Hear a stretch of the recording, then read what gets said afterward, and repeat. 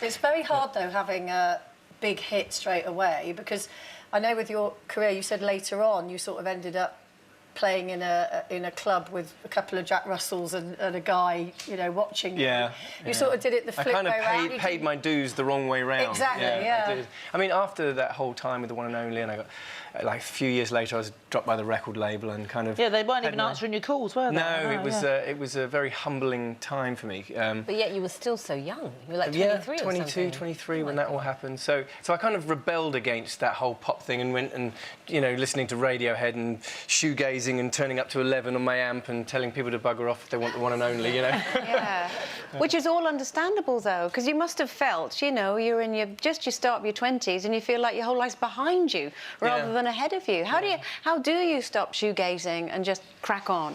Well, for me, you know, you were talking about the gigs where you're playing to two old men and Jack Russell. And I mean, I had that for a long time, and my brother is actually the drummer in my band, and he was from the very beginning, and we kind of worked together all the way through. And I just kind of, like, hit a wall with, you know, playing these kind of places. Yeah, of course. And it was difficult. And then I got offered this a gig at a student union, and it was 10 years after the One and Only. It was like 2001, something like that, and I was very nervous about doing it, and I had real trepidation about it. I thought, oh, no, they're not going to remember me. And my manager's like, no, come on, you should do it, you know.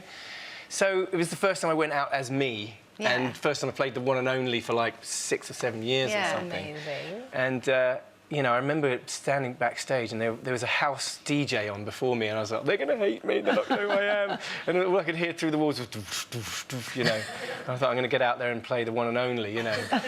And it went really well, and there was, like, banners and, you know, my face on their T-shirt and stuff. And it was almost better than it was before, you know, and I kind of never looked back. And as we know, your mum and dad are here, and you've had a tough couple of years, haven't you, as a family? Tell us what's been going on. Yeah, my dad's just been through a court case where he was accused of sexual assault of a minor 48 years ago. Which turned out to be, you know... Completely false. Completely false, yeah. And he was acquitted and found not guilty of all charges. And so, yeah, it's like a real black cloud has been lifted off of our family after 2.5 years. But 2.5... Yeah, sorry, I was going to say... But there must be... We've had other people on the show who've been through a similar experience. Yeah. And they, quite understandably, feel a real bitterness about the fact that they were put through 2 years. No one's saying that these things should not be investigated. No, no, not at all. I mean, taken seriously, but... And also, they named them before they were charged. Well, not just named. I mean, that I think is a real serious point to bring up. Yeah, is that, you know, really people's names are put out there in the press.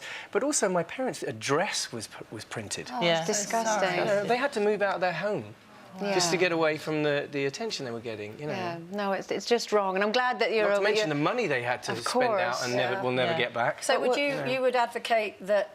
I mean, I've campaigned about this for a long, long time, but my view is that people should not be named until at least charged. You know, otherwise they end up in the papers. It becomes and a circus. It does. And it's unfair. Well, we mentioned, obviously, you know, you had the hit. I think you did exactly the right thing. You moved to America. Yeah. And, you know, sort of started afresh over there. You're putting your happiness to such good use. Tell us a little bit about the charity that you're involved with and what you hope to gain from it. Well, first of all, you know, it's been 25 years since I put that record out and since I've had this kind of fame thing. Yeah. And I've got to an age in my life where I think, like, what is it all about? You know, why do I have this fame? There must be a reason for it. And, you know, I mean, I've always been involved in charities over the years, but I really want to give back and I really want to help humanity and help people, you know. Good for you. Yeah, thank you. Thank you, guys. What is it, A21? A21 is a charity for human trafficking. And I just got back from Bulgaria, actually, and I brought you some presents. Nice. So you met lots of the victims. Yeah, yes, these are survivors, we like to call them, exactly. Okay. So these are handmade scarves. Oh, made wow. for you, because I thought the black would be good for you. Very nice. Thank you. And I do love a scarf. Thank you. Love a scarf. Oh, thank you very much. Yeah, I do. So they're I love handmade by the survivors of sex trafficking in Beautiful. Bulgaria. One of the things... How old are they? Well, they range from, you know, very young I mean, very young, which is quite, Yeah. you know, it's Disturbing. It's really disturbing, Yeah. you know, from like teenage 12, 13. Yeah.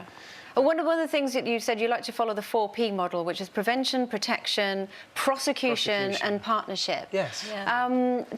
I suppose as well, it's also getting the message out there, like coming on shows like this. I mean, people don't realise how prevalent it is. Yeah. Yeah. You know, and especially in countries like Bulgaria and Romania, they're called like origin countries, so it's where the girls are Originally found. come from. Yeah, exactly. Yeah. And they're lured to this country with promise of, you know, jobs or money or a new life, because a lot of them are from these Roma villages, which are like gypsies, and you know, they live very, very poor and Well, will you impoverished please lives. thank them for Yes, that? please do. And they're beautiful. Just click here to watch more interviews with a whole range of famous faces, and click here to subscribe. It's free, so you'd be silly not to, really.